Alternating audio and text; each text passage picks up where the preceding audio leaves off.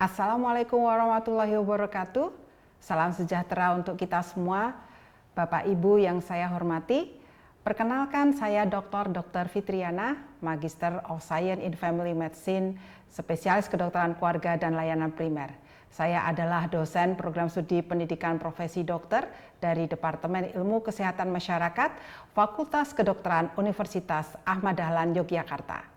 Video pembelajaran ini disusun sebagai bagian dari unjuk kerja bidang pengajaran dalam rangka sertifikasi dosen tahun 2026 pada komponen pernyataan diri dosen dalam unjuk kerja Tridharma Perguruan Tinggi atau yang disingkat dengan PDD UK TPT di bidang pengajaran. Materi yang akan saya sajikan pada video ini mengacu pada rencana pembelajaran semester RPS Blok 4.2 Sistem Pelayanan Kesehatan Program Studi S1 Kedokteran Fakultas Kedokteran Universitas Ahmad Dahlan Yogyakarta yang mengintegrasikan pembelajaran kedokteran keluarga, kedokteran komunitas, epidemiologi komunitas, serta kedokteran kerja dan okupasi. Melalui topik ini, mahasiswa diharapkan mampu memahami pentingnya pengkajian keluarga sebagai bagian integral dari pelayanan kesehatan primer dengan pendekatan kedokteran keluarga.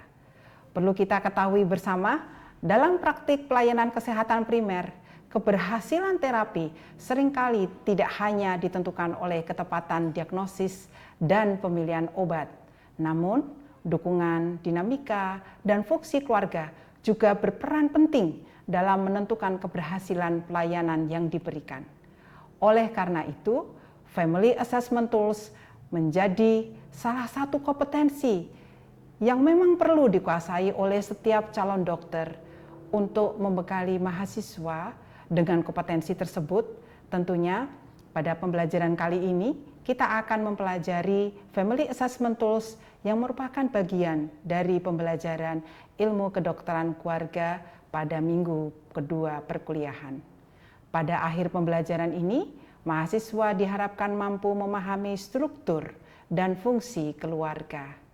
Menggunakan berbagai instrumen Family Assessment Tools untuk melakukan pengkajian keluarga, serta mengintegrasikan hasil pengkajian tersebut dalam menyusun diagnosis kedokteran keluarga yang holistik, komprehensif, dan berpusat pada pasien beserta keluarganya. Selama pembelajaran, mahasiswa akan diajak menganalisis kasus klinis, berdiskusi, dan menghubungkan konsep Family Assessment Tools dengan situasi nyata di pelayanan kesehatan primer. Diharapkan dengan adanya pendekatan contextual learning, sehingga mahasiswa tidak hanya memahami konsep, namun juga mampu menerapkannya dalam pelayanan kesehatan primer ketika di masa mendatang menghadapi pasien dan keluarganya di dunia praktik. Assalamualaikum warahmatullahi wabarakatuh. Ya, apa kabar adik-adik? Alhamdulillah sehat ya, walaupun ini di hari yang alhamdulillah cerah ya istilahnya bagi kita ya, baik kita sebelum memulai materi perkuliahan kita pada pagi hari ini, kita membaca basmalah dulu bersama-sama. Bismillahirrahmanirrahim. Ya, di sini saya akan membawakan materi terkait dengan Family Assessment Tools ya, di mana seperti kita ketahui Family Assessment Tools itu adalah alat untuk menilai ya. Jadi menilai banyak hal ya, yang nantinya akan kita bahas ya satu persatu ya pada pagi hari ini ya. Tentunya harapannya adalah ketika kalian setelah mempelajari dari Family Assessment Tools ini ya, nanti kalian akan mempelajari terkait dengan konsepnya ya, memahami konsep dan juga akan memahami juga macam-macam dari Family Assessment Tools itu sendiri ya. Nah, Sebelum kita banyak berbicara terkait dengan alat untuk menilai sebuah keluarga ya, baik itu dari mungkin strukturnya, perkembangannya dan keberfungsiannya ya, mungkin kita bisa sama-sama untuk melihat ilustrasi kasus berikut ya. Istilahnya di sini ada seorang nenek ya, usianya 80 tahun ya, dan dia memang rutin kontrol ya untuk ke puskesmas, namun dia memiliki demensia ya, dan dia rutin kontrol ke puskesmas itu untuk kadar gula darahnya yang memang cenderung tidak stabil ya. Namun karena dia demensia ya, tentunya pasien itu akan sering lupa ya, bahkan kadang-kadang kapan sih waktu untuk kontrol itu kadang-kadang dia juga tidak kenal ya. Dan kalau namanya nenek-nenek ya sudah demensia, kadang-kadang apa yang dia omongkan itu kan kadang-kadang berulang ya, kadang-kadang orang yang diajak omong itu juga akan sedikit bosan ya. Nah, di sini tugas kita sebagai seorang dokter keluarga yang memang di layanan primer ya, apakah kita hanya cukup melakukan diagnosis saja dan menyesuaikan dosis obat saja, atau mungkin ada hal lain yang istilahnya bisa kita kerjakan untuk membantu dari pasien kita ini agar dia dari kualitas hidupnya itu akan lebih baik. Mungkin dari adik-adik ada pendapat yang bisa diutarakan ya, silahkan Hanif. Baik dok, menurut saya memastikan apakah di rumah pasien ada yang mendampingi. Ya, pasien apakah di rumah ada yang mendampingi ya, karena ini memang ini juga penting ya. Silahkan yang lainnya lagi, siapa? Silahkan ya, Safira.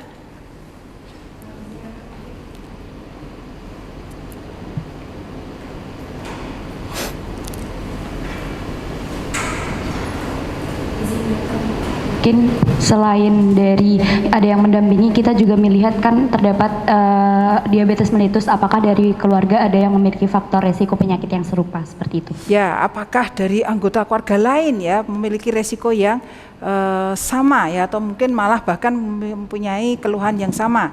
Ada lagi? Ya, oke, dari sini gantian. Jadi kan di situ disebutin kalau pasien mulai sering lupa mengkonsumsi obat ya dokter. Jadi ditanyakan siapa yang mengingatkan pasien untuk minum obatnya gitu dokter. Ya, jadi siapa yang mengingatkan, karena memang di situ adalah nenek memang seorang yang sudah mulai lupa ya. Silahkan. Oke, izin untuk bertanya dokter untuk mengenai bagaimana komunikasi di dalam keluarganya. Bagaimana komunikasi di dalam keluarga? Bagaimana komunikasi di dalam keluarga itu ya, bagaimana sih komunikasi antar anggota keluarga itu sendiri ya terhadap nenek memang itu memiliki ya, adalah seorang penderita demensia dan dia juga memiliki penyakit kronis yaitu diabetes mellitus. Ada lagi? Ya, silakan. Kemudian kira-kira apakah keluarga mampu merawat pasien dengan baik? Ya, apakah keluarga itu mampu ya merawat pasien itu dengan baik ya, artinya sesuai dengan apa yang memang dibutuhkan oleh pasien itu sendiri ya. Mungkin ada lagi? Sudah? Ya, baik. Memang disinilah ya pentingnya dari keluarga ya. Jadi seorang dokter keluarga itu tidak melihat pasien itu hanya melulu dari penyakitnya di sini, tetapi kita juga wajib untuk melihat bagaimana sih keluarga itu, karena perlu diketahui adik-adik bahwasanya kalau keluarga itu tuh adalah merupakan unit pelayanan kesehatan keluarga ya di sini ya. Jadi keluarga itu memang penting ya, istilahnya untuk mendukung dari pasien kita ya, tentunya untuk keberhasilan terapi, untuk kualitas hidup ya. Sehingga sebelum kita akan berbicara panjang lebar ya terkait dengan keluarga, kita perlu kenalan dulu ya. Apa sih itu peran dari keluarga ya? Nah, di sini memang keluarga itu merupakan unit sosial yang terintegrasi dan fungsional ya, yang mana dia yang nanti keluarga itu yang akan mempengaruhi kita, mempengaruhi kesejahteraan, mempengaruhi perilaku dan juga bahkan sampai kepada perkembangan dari individu pasien itu sendiri ya. Ya, ini memang terkait dengan keluarga ini banyak sekali yang tertarik untuk meneliti ya dari berbagai bidang ilmu selain dari kedokteran dan kesehatan itu sendiri ya. Sehingga kita perlu kenalan juga dengan macam-macam dari keluarga. Jadi keluarga itu memang bermacam-macam di sini ya. Ada yang namanya keluarga proton ya, atau proton family ya. Ini kesukaannya si Akram ini ya. Semuanya itu kalau berbau-bau digital ya istilahnya ya. Dia sangat senang ya proton ya. Tapi ini bukan proton yang itu ya Akram ya. Tapi di sini keluarga proton itu adalah keluarga di mana nanti misalnya adik-adik sudah jadi seorang dokter dan akhirnya mampu membeli tempat tinggal ya, dan di situ tinggal sendiri ya. Jadi adalah individu yang memang itu tinggal sendiri dalam suatu rumah ya, itu adalah merupakan keluarga proton ya. Kemudian di sini ada yang namanya keluarga elektron ya. Ini kayaknya ini agak ke game-game sedikit ya istilahnya ya. Jadi keluarga elektron ini adalah misalkan ada kakak sepupu atau mungkin ada saudara yang mungkin tinggal bersama dengan kalian dan kedua orang tua kalian ya. Biasanya kalau di Indonesia itu banyak ya, yang mungkin saudara kita merantau ya, karena memang belum mampu untuk mungkin nyewa kos-kosan atau ngontrak ya, itu sehingga tinggal bareng-bareng ya. Kemudian di sini juga ada yang namanya nuclear family ya, jadi atau nuklir ya. Di sini keluarga nuklir itu adalah keluarga inti ya. Jadi di sini memang hanya kalian dengan papa mama dan mungkin kakak adik kandung kalian ya. Kemudian di sini juga ada yang namanya molecular family ya, seperti yang dulu pernah ditemui ya oleh Gubernur Jawa Barat ya, bahwasanya dalam satu atap itu tuh ada 11 kakak ya, itu pernah ya. Jadi itu bisa dibayangkan ya riwahnya ya. Jadi rumah yang tidak begitu besar dan itu ada banyak kakak ya. Mungkin tidak hanya di pedesaan ya, tapi mungkin di kota juga masih ada ya. Misalnya untuk yang masih awal-awal membangun rumah tangga ya, tentunya pasti akan hidup bersama dengan orang tuanya dulu, misalnya seperti itu. Ya. Nah, sehingga inilah kita juga harus tahu perkembangan dari keluarga itu melalui family life cycle atau siklus hidup dari keluarga. Karena apa? Di tiap perkembangan kita pasti kebutuhannya akan berbeda-beda ya. Jadi tentunya akan berbeda ya kebutuhannya atau effortnya ya, ketika adik-adik itu yang tadinya sendiri kemudian menikah ya, tentunya itu nanti akan ada semacam adaptasi ya istilahnya terkait dengan pasangan kita ya, sama yang cowok-cowok ini ya, yang tadinya setiap saat itu bisa ngegame ya, saya Akram hobinya ngegame nih itu ya, terus dia menikah ya kan. Nah, padahal istrinya pengennya kalau di dapur didampingi, ditemenin ya, sementara dia baru asik ngegame ya, terus gimana ini ya, itu akan menimbulkan persoalan tersendiri ya. Jadi ini adalah kebutuhan-kebutuhan yang memang akan menjadi berkembang ya di sini ya. Jadi itulah kenapa kok kita namakan di keluarga itu ada siklus hidup. Nanti akan berubah lagi ketika ada bayi ya, Akram sama istrinya akhirnya dikaruniai seorang bayi yang lucu ya, kemudian harus diganti popoknya atau butuh popok ya. Nah, itu juga di sini akan ada istilahnya tugas-tugas baru ya dari kita ya. Tentunya nanti akan berbeda lagi ketika pada akhirnya kalian sebagai orang tua terus pensiun ya, karena anak-anaknya sudah mulai beranjak dewasa ya, bahkan mungkin cucunya sudah besar-besar ya. Nah itu nanti pada akhirnya akan mengalami suatu kekosongan ruang ya. Jadi di mana dari hubungan siklus hidup keluarga ini, makanya di situ akan menimbulkan juga masalah kesehatan ya. Jadi tentunya di sini ada sarang kosong ya kalau di lansia itu ya, karena dia kesepian ya, karena mungkin cucunya jarang-jarang ya untuk datang ya ke rumah nenek kakeknya, apalagi mungkin putra-putrinya beliau sendiri karena mungkin disibukkan oleh tugas-tugas kantor ya istilahnya ya, itu akan menjadi ada yang sarang kosong ya, yang itu nanti akan menimbulkan masalah kesehatan bagi si lansia itu sendiri ya. Sehingga di sini pentingnya kita itu sebagai seorang dokter ya, dokter keluarga ya, untuk melihat ya bagaimana sih keluarga dari pasien kita ya. Nah, di sini melalui dari yang namanya Family Assessment Tools ya. Nah, ini adalah ilustrasi ya. Jadi ini memang ilustrasi secara genetik ya, karena memang semua karakter kita, apa yang menjadi masalah kita itu memang ada dari sana. Nah, Family Assessment Tools ini ya itu memang ada 3 unsur ya. Di sini ada anatomi, kemudian ada development, dan juga ada function. Kalau anatomi ya biasanya kalian tuh kan kalau anatomi itu kan mikirnya organ-organ ya, paru, torak dan sebagainya ya. Kalau anatomi bagi seorang dokter keluarga itu adalah kita harus kenal dengan strukturnya keluarga pasien kita itu sendiri ya. Jadi kita harus betul-betul tahu di mana nih posisinya dari pasien kita ya. Apakah pasien kita ini sebagai lansianya ya, di situ artinya memang dia yang leluhurnya istilahnya, ataukah sebagai cucunya ya, ataukah sebagai anaknya. Nah itu ya, itu harus tahu ya di mana struktur ya yang kita kenal dengan genogram ya. Kemudian di situ perkembangan ya, tadi sudah kita bahas ya. Jadi di dalam keluarga itu ada tumbuh kembangnya juga ya, yang juga di sini ada keberfungsian dari keluarga ya. Jadi sehingga ketika kita melihat dari strukturnya, kemudian dari tumbuh kembangnya, yang pada akhirnya kita akan melihat dari fungsinya ya.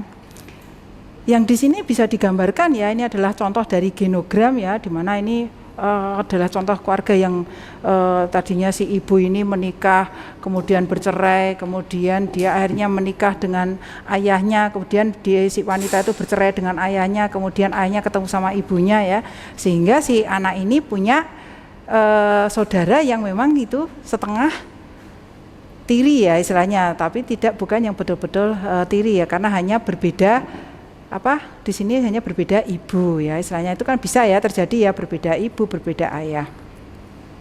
Nah, genogram tidak hanya melihat bagaimana sih apakah ada yang diwariskan secara penyakitnya, itu tidak hanya sebatas itu, tapi kita juga bisa mengeksplor dari hubungan ya. Jadi hubungan dari antar anggota keluarga itu sendiri, apakah ada konflik ya, apakah itu memang sangat dekat ya, itu bisa kita explore. Nah, sebelum kita masuk nih ya ke tataran untuk melihat fungsi dari anggota keluarga itu sendiri ya, atau fungsi family ya, tentunya saya ingin kalian latihan ya, coba kalian melihat pada keluarga kalian sendiri ya. Nanti saya berikan waktu 1 menit ya untuk menuliskan abgarnya ya. Silahkan 1 menit ya dari sekarang untuk latihannya.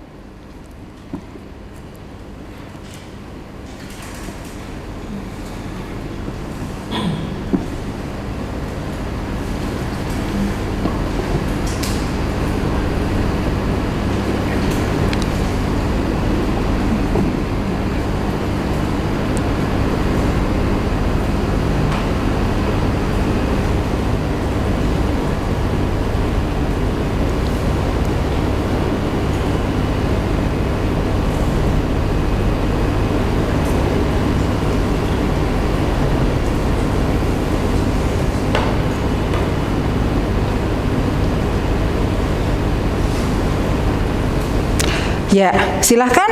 Ada yang mau menceritakan terkait dengan keluarganya? Berdiri saja, tidak usah maju. Ya, silahkan, Luki. Ya, berdiri aja. Silahkan. Bisa diceritakan, mungkin ada ke teman-temannya. Ya, ini adalah sharing session ya ceritanya ya. Jadi silahkan untuk bercerita.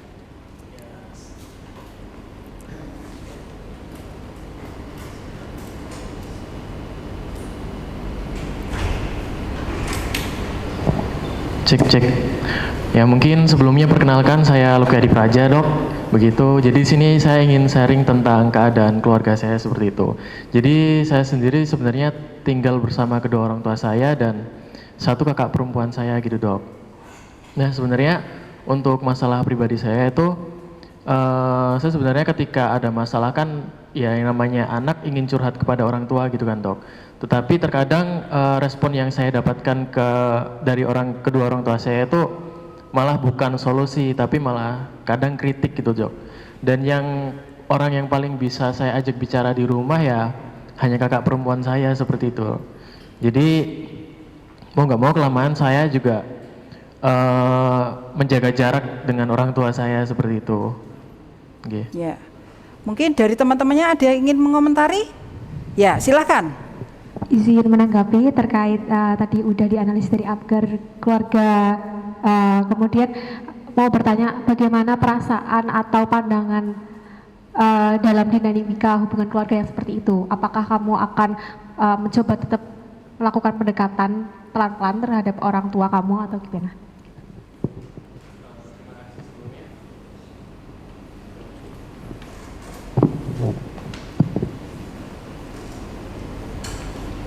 Terima kasih sebelumnya.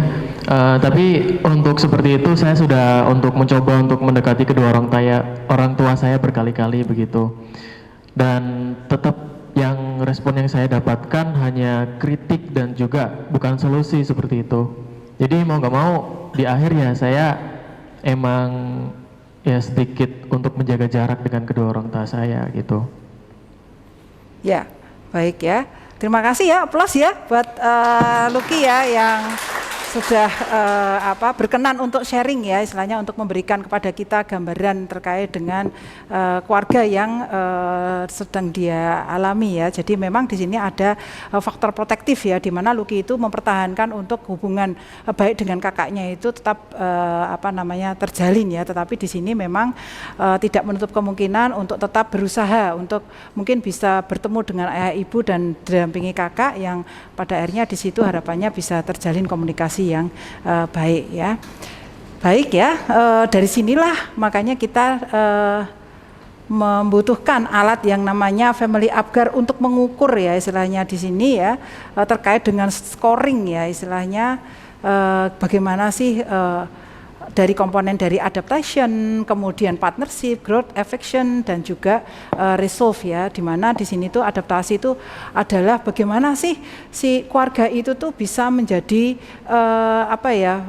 yang memfasilitator ya istilahnya untuk ketika kita dalam masalah ya, apakah dia juga bisa berperan untuk memecahkan masalah kita.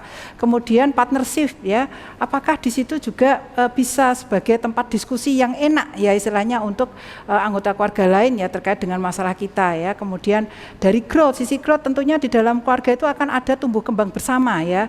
Jadi di situ kan penting ya istilahnya untuk memberikan ruang bagi anggota keluarga lainnya untuk tumbuh kembang, dan juga di situ kita bisa menerima dari setiap tumbuh kembang dari masing-masing anggota keluarga kita. Dan tentunya affection ya, bagaimana keluarga itu istilahnya di sini ada semacam menampakkan ya atau memperlihatkan bagaimana sih mereka secara emosional, entah itu kasih sayang, rasa sedih ya itu. Kemudian bagaimana di sini resolve itu adalah komitmen untuk bersama-sama istilahnya merawat dari anggota keluarga lain yang membutuhkan. Ya, sehingga di sini ada beberapa pertanyaan yang nantinya akan bisa kita kerjakan ya untuk mencari tahu sebagaimana sejauh mana pasien kita itu mengalami istilahnya kepuasan atau ketidakpuasan dari keluarga kita ya, sehingga bisa kita kembali lagi ya ke slide pertama ya, bahwasannya tadi itu ya Dek, nenek yang tadi ya. Nah, nenek ini ternyata memang keberfungsian keluarganya itu sangat baik ya di situ ya. Jadi semua keluarganya mendukung dan juga sehingga si nenek ini ada yang mengingatkan ya. Kemudian dia kontrol juga bisa diantar oleh cucunya, dan juga di situ ada caregivernya. Memang dalam hal ini keberfungsian keluarganya itu sangat berfungsi ya. Jadi bisa dikatakan skor tertinggi itu adalah 10 ya istilahnya, di mana di situ adalah memang ada keberfungsian yang sangat maksimal dari keluarganya ya. Jadi itulah pentingnya dari fungsi dari keluarga itu sendiri ya. Baik, di sini saya akhiri ya. Alhamdulillah ya, dari materi kita ya sudah kita sama-sama belajar ya. Saya akhiri dengan kita membaca alhamdulillah bersama-sama. Alhamdulillahirabbil alamin. Subhanakallahumma wa bihamdika asyhadu an la ilaha illa anta astaghfiruka wa atubu ilaik. Baik, terima kasih. Assalamualaikum warahmatullahi wabarakatuh.